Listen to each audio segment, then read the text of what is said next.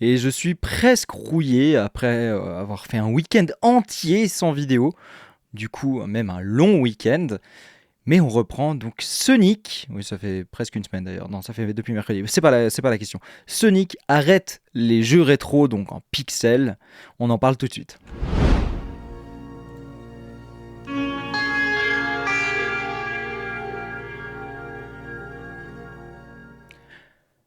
Sega abandonne les jeux Sonic rétro pour aller de l'avant, c'est l'intitulé de l'article de Journal du Geek.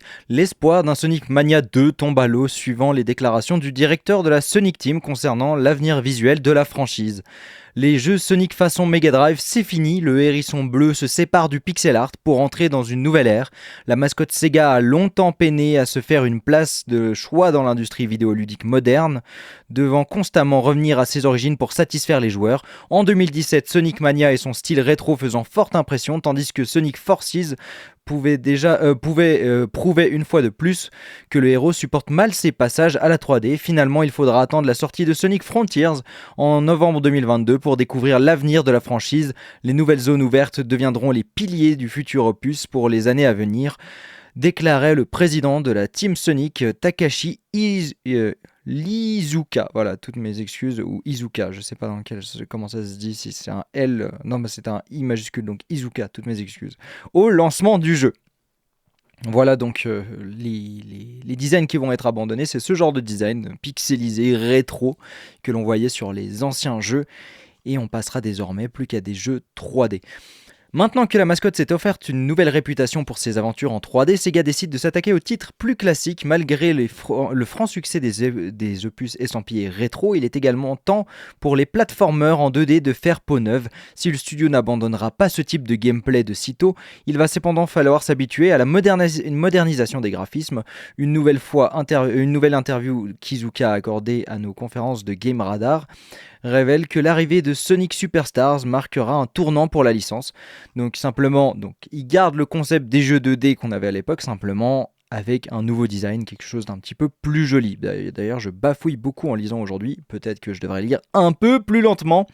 Bon bref, de la 3D dans la 2D, le président de la Team Sonic de la Sonic Team n'y va pas de main morte et déclare que le pixel art n'est pas un style graphique viable pour l'avenir de Sonic. Aujourd'hui, ce genre de direction artistique fonctionne particulièrement bien chez les joueurs les plus nostalgiques, mais Sega pense déjà au futur. Sonic Superstar s'imposera comme l'évolution du gameplay 2D de Sonic, déclare Izuka. Afin de progresser et d'accélérer les choses, nous voulions nous assurer que nous présentions quelque chose qui dans 10 à 20 ans continuera à évoluer en créant du nouveau contenu. Donc voilà.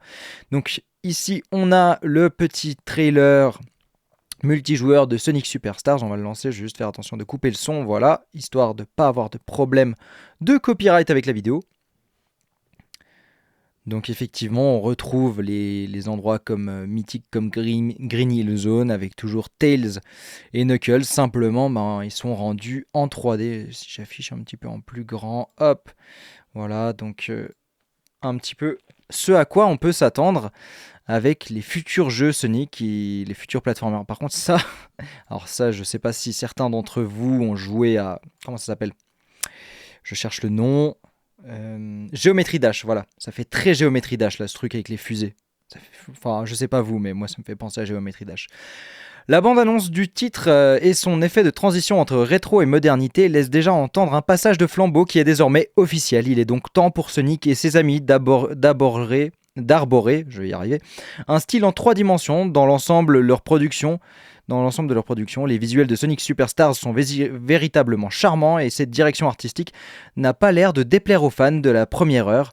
Il semblerait donc que Sega ait enfin compris comment redorer le blason de sa mascotte trop longtemps malmenée.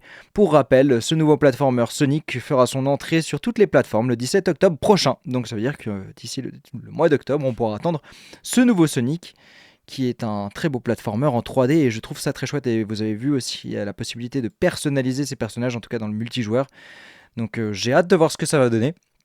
Je suis pas un grand joueur des licences Sonic, alors j'ai quand même joué à Sonic Unleashed, j'ai joué à Sonic Colors, j'ai joué à Sonic Heroes, qui n'est pas apprécié de tout le monde. J'ai joué à Sonic, le premier Sonic, je crois, simplement.